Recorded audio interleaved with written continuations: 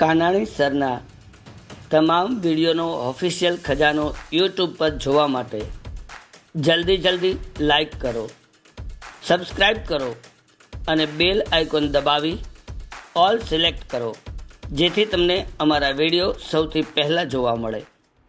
નમસ્કાર, હું છું આપનો મિત્ર મહેશ કાનાણી. સૌને ફાધર્સ ડે નિમિત્તે શુભકામના. આજે મારે તમને એક સરસ મજાની હિન્દી સાહિત્યના ખૂબ જ વિદ્વાન એવા લેખક મુનશી પ્રેમચંદ એની એક કહાની બે બૈલો એટલે કે બે બળદની હીરા ઓર મોતીની કહાની ખૂબ જ પ્રખ્યાત છે. એ બે કહાની આજે જ્યારે હું યુટ્યુબ ઉપર સાંભળતો ત્યારે મને મારા પિતાના જીવનનો એક પ્રસંગ યાદ આવ્યો.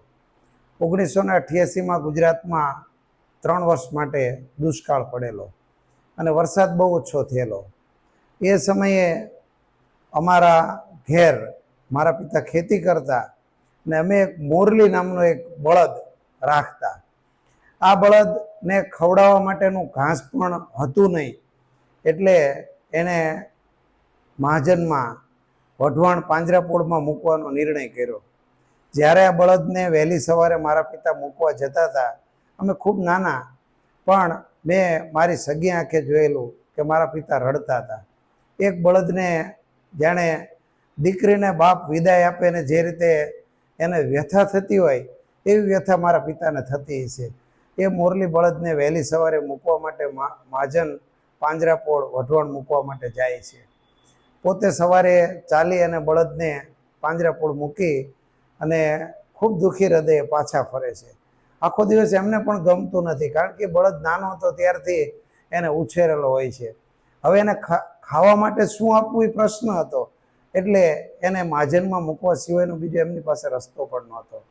પણ બને છે એવું કે એ મોરલી બળદને મહાજન પાંજરાપોળમાં મૂકી અને મારા ફાધર આવતા રહે છે. બીજે દિવસે બને છે એવું કે એ બળદ ગમે તે રીતે એને રસ્તો યાદ હોય કે કોઈ પણ કુદરતી રીતે એ બળદ વળી પાછો એ અમારા ઘેર પાછો આવતો રહે છે. અને એ બળદ પાછો આવે છે, મારા ફાધર એને ગળે વળગી પડે છે. અને એ બળદ છેલ્લી ઘડી સુધી, એ ઘરડો થયો, મૃત્યુ પામ્યો ત્યાં સુધી મારા પિતા એની સેવા ચાકરી કરે છે. એટલે મને પેલી મુનશી પ્રેમચંદની હીરા ઓર મોતીની જે કહાની છે ને, એ વાસ્તવિક મેં મારા નજરે મારા પિતાએ જે રીતે એક પોતાના પુત્રની જેમ બળદનું પાલન પોષણ કર્યું એ મને અત્યારે પણ નજરે ચડે છે. તો આજે ફાધર્સ ડે નિમિત્તે મારે એ જ વાત કરવી છે કે દરેક પિતાને પોતાના પુત્ર પ્રત્યે તો પ્રેમ હોય, પણ કેટલાક દુનિયામાં એવા પણ પિતા છે કે જેના જીવનની અંદર કરુણા ખૂબ ઉચ્ચ કક્ષાએ હોય. મારા પિતાને આજે હું સતત વંદન કરું છું. આજના ફાધર્સ ડે નિમિત્તે હું યાદ કરી અને એમનો જે પ્રાણી પ્રત્યેનો પ્રેમ હતો એ જબરજસ્ત હતો. એને નતમસ્તક વંદન કરું છું. મારા પિતા બહુ ઓછું બોલતા. રવિશંકર મહારાજના જીવનમાં ઘસાઈને ઉજળા થઈએ એવો જ જીવનનો એમનો સિદ્ધાંત હશે. ભણેલા નહોતા, એમની પાસે અક્ષર જ્ઞાન નહોતું, પણ આત્મજ્ઞાન જબરજસ્ત હતું. મને યાદ છે એ મોરલી બળદ મારકણો, અમારા ઘરે કોઈ અજાણ્યો વ્યક્તિ આવ્યો હોય તેને અંદર એને આવવું હોય તો એન્ટર ન થવા દે.